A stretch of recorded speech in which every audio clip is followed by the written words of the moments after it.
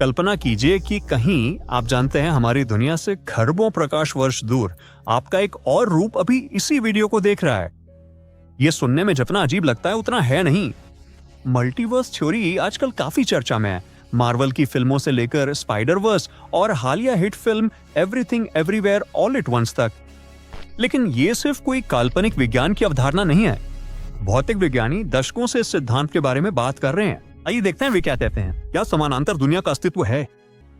अगर ऐसा है तो उम्मीद करते हैं कि ये वही वास्तविकता है जहां आप वीडियो में डूबने से पहले सब्सक्राइब बटन पर क्लिक करते हैं। अब सब कुछ बिग बैंग से शुरू होता है। बिग बैंग से पहले ब्रह्मांड और वो सब कुछ जिसे हम जानते हैं एक अविश्वसनीय रूप से छोटे, बेहद गर्म और महासघन बिंदु में समाया हुआ था। हमारा ब्रह्मांड अस्तित्व में आने ही वाला है और फिर धमाका, आपकी कल्पना से भी बड़ी एक विशाल घटना घटती है। एक पल में यह छोटा सा बिंदु अवर्णनीय गति से फैल जाता है। यह सब कुछ की शुरुआत है, समय, अंतरिक्ष और हमारे चारों ओर की सभी आकाशगंगाएं। फिर एक बेहद गर्म गुब्बारे की तरह ब्रह्मांड सभी दिशाओं में फैलने लगा, जो तर्कसंगत लगता है। लेकिन दिलचस्प बात यह है कि यह मुद्रास्फीति का युग अविश्वसनीय रूप से कम समय के लिए रहा, पलक झपकने से भी कम समय में। ऐसा लगा जैसे ब्रह्मांड ने फास्ट फॉरवर्ड बटन दबा दिया हो और फिर समय के साथ सब कुछ धीरे धीरे धीमा हो गया। इस तेज चरण के बाद ब्रह्मांड बढ़ता रहा, लेकिन अधिक सामान्य गति से। इस तीव्र विस्तार को इन्फ्लेशनरी कॉस्मोलॉजी कहा जाता है। यह हमारी दुनिया के कुछ बड़े रहस्यों को सुलझाता है। यह हमें बताता है कि यह सभी दिशाओं में एक जैसा क्यों दिखता है, बैकग्राउंड रेडिएशन समान रूप से क्यों फैला है, आकाशगंगाएं वहीं क्यों हैं जहां वे हैं, इत्यादि। ये कॉस्मिक इन्फ्लेशन कैसे काम करता है, इसके विवरण अभी भी थोड़े रहस्यमय हैं, लेकिन वैज्ञानिक इस पर काम कर रहे हैं और यह सिद्धांत सार्वभौमिक रूप से स्वीकार किया गया है। लेकिन यह हमेशा ऐसा नहीं था। वैज्ञानिकों को पहले यह विचार किसी पागलपन भरे विज्ञान कथा जैसा लगा था। हालांकि ये इतनी सारी चीजों की व्याख्या करता है कि वैज्ञानिकों के पास इस पर ध्यान देने के अलावा कोई विकल्प नहीं था। फिर भी इसका शुरुआती अजीबोगरीब होना तो बस एक शुरुआत थी। अब इस सिद्धांत के अनुसार इन्फ्लेशन शायद एक बार की घटना नहीं है, ये बार बार हो सकता है, शायद अंतहीन रूप से भी। ब्रह्मांड को एक कभी ना खत्म होने वाले चक्र के रूप में देखें, जहां इन्फ्लेशन का हर विस्फोट अपना खुद का बबल यूनिवर्स बनाता है। और सबसे महत्वपूर्ण बात यह है कि ये बबल यूनिवर्स शायद एक ही नियमों से नहीं चलते, कुछ पूरी तरह से अजीब हो सकते हैं, जहां भौतिकी के नियम उन तरीकों से पागल हो रहे हैं जिन्हें हम समझ भी नहीं सकते, जिसका अर्थ है कि वहां बबल यूनिवर्स का एक पूरा समूह हो सकता है। हालांकि हम इन अन्य बुलबुलों को सीधे नहीं देख सकते, वे हमारी रोशनी की सीमा से परे मौजूद हैं। यहीं पर मल्टीवर्स थ्योरी काम आती है। लोग लंबे समय से कई ब्रह्मांडों के विचार के बारे में चर्चा कर रहे हैं, जैसे कि प्राचीन ग्रीस के समय से। अब 1990 के दशक में लोगों को इस विचार में बहुत दिलचस्पी होने लगी और ये अवधारणा किताबों और फिल्मों में दिखने लगी। नतीजतन वैज्ञानिकों ने वैज्ञानिक चर्चाओं और जर्नल लेखों में इसके बारे में तेजी से बात करना शुरू कर दिया और आजकल कई वैज्ञानिक और दार्शनिक इसमें रुचि रखते हैं। अब समस्या यह है कि इन अन्य ब्रह्मांडों के वास्तव में अस्तित्व में होने का कोई ठोस प्रमाण या सबूत नहीं है।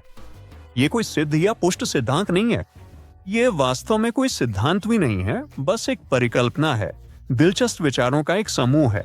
इससे पहले कि हम किसी निष्कर्ष पर पहुंचें, हमें और अधिक सुरागों और सबूतों की आवश्यकता है। और दुर्भाग्य से समानांतर दुनिया के सबूत खोजना मुश्किल है जब हम अपनी दुनिया से परे नहीं देख सकते। यही कारण है कि कई वैज्ञानिक मानते हैं कि यह वास्तविक नहीं हो सकता है, लेकिन हर कोई इससे सहमत नहीं है। जबकि आलोचकों का कहना है कि हम मल्टीवर्स का निरीक्षण नहीं कर सकते और इसलिए इसका परीक्षण नहीं कर सकते। कुछ भौतिक विज्ञानी एक अलग दृष्टिकोण का सुझाव देते हैं। इन समानांतर दुनियाओं को खोजने की कोशिश करने के बजाय हम अपनी दुनिया और उसके इतिहास को देखने की कोशिश कर सकते हैं। 2010 के आसपास शोधकर्ताओं ने विल्किंसन माइक्रोवेव एनिसोट्रॉपी प्रोब नामक एक अंतरिक्ष उपकरण के डेटा पर करीब से नजर डाली। हाँ, ये नाम काफी लंबा है। उन्होंने सोचा कि उन्हें ऐसे संकेत मिले हैं जो बताते हैं कि हमारा ब्रह्मांड अतीत में अन्य ब्रह्मांडों से टकराया होगा, जैसे कि एक टक्कर। लेकिन फिर वैज्ञानिकों ने एक और भी उन्नत उपग्रह का उपयोग किया जिसका रेजोल्यूशन 3 गुना बेहतर था, डेटा को अधिक अच्छी तरह से देखा और इन ब्रह्मांडीय टक्करों का कोई ठोस प्रमाण नहीं मिला। इसके अलावा इस बात का कोई सबूत नहीं था कि अन्य ब्रह्मांड अपने गुरुत्वाकर्षण से हमारे ब्रह्मांड को खींच रहे थे। हालांकि 2015 में एक दिलचस्प खोज हुई। एक वैज्ञानिक ने बिग बैंग से बची हुई विकिरण की जांच की। उन्होंने कुछ बहुत ही चमकीला देखने का दावा किया जो उम्मीद से 4500 गुना अधिक चमकीला था। खैर, कम से कम प्रोटॉन और इलेक्ट्रॉन जैसी चीजों के आधार पर जो वैज्ञानिकों को लगता है कि शुरुआती ब्रह्मांड में मौजूद थे। इसलिए उन्होंने और कुछ अन्य लोगों ने माना कि ये हमारे ब्रह्मांड के दूसरों से टकराने का हमारा पहला सबूत हो सकता है। लेकिन मान लेते हैं कि इसका अस्तित्व है। मल्टीवर्स मानवीय निर्णयों द्वारा वैकल्पिक समय रेखा बनाने के बारे में नहीं होगा। क्वांटम मैकेनिक्स में ये मानवीय निर्णय नहीं है जो सब कुछ समानांतर दुनिया में विभाजित करते हैं, बल्कि उप परमाणु कणों का माप है। तो अगर हम इस सिद्धांत को वैज्ञानिक रूप से देखें तो अन्य दुनिया अरबों प्रकाश वर्ष दूर होंगी और उनके साथ जो हो रहा है उसका हमारे दैनिक विकल्पों से कोई लेना देना नहीं होगा। तो ये कैसा दिखेगा? खैर, उदाहरण के लिए मैक्स टेगमार्क ब्रह्मांडों और मल्टीवर्स के 4 स्तरों के बारे में बात करते हैं।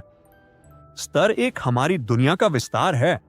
हमारा ब्रह्मांड एक विशाल स्थान है और एक अनंत ब्रह्मांड में हमारे जैसे अनंत हिस्से होंगे जिनमें से प्रत्येक की अपनी कहानी होगी। इनमें से अधिकांश हिस्से हमारे से अलग दिख सकते हैं, लेकिन क्योंकि वे बहुत सारे हैं, कुछ बिल्कुल हमारे जैसे दिख सकते हैं, लेकिन वे बहुत बहुत दूर होंगे।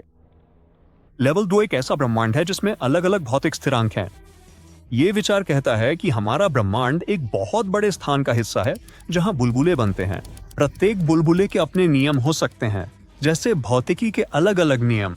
लेवल 3 क्वांटम मैकेनिक्स की मेनी वर्ड्स इंटरप्रिटेशन है। ये थोड़ा पेचीदा है। क्वांटम दुनिया में चीजें अजीब हो सकती हैं। कल्पना कीजिए कि आप पासा फेंक रहे हैं। आने वाला हर नंबर एक अलग ब्रह्मांड बना सकता है। तो अगर आपने पासा फेंका और 3 आया तो दूसरे ब्रह्मांड में ये 6 होगा और इसी तरह। हाँ, मेरा सिर चकरा रहा है। ये विचार बताता है कि क्वांटम घटनाओं का हर संभावित परिणाम एक नया ब्रह्मांड बनाता है। और लेवल 4 अल्टीमेट एंसेंबल है। ये लेवल बहुत ही अमूर्त हो जाता है। ये कहता है कि हर चीज, हर संभावित ब्रह्मांड या वास्तविकता को गणित से समझाया जा सकता है। काश मैं बीजगणित की क्लास में सोया ना होता। उन सभी गणितीय समीकरणों की कल्पना करें जो ब्रह्मांड के हर संभावित रूप का वर्णन करते हैं। ये लेवल कहता है कि हर गणितीय समीकरण जो ब्रह्मांड का वर्णन कर सकता है वास्तव में मौजूद हैं और वे सब अपने आप में सच हैं।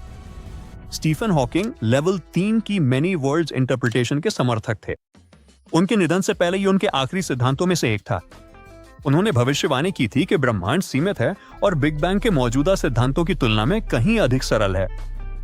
हॉकिंग के अनुसार ब्रह्मांड एक विशाल क्वांटम सिस्टम की तरह है, संभावनाओं और प्रायिकताओं का सागर।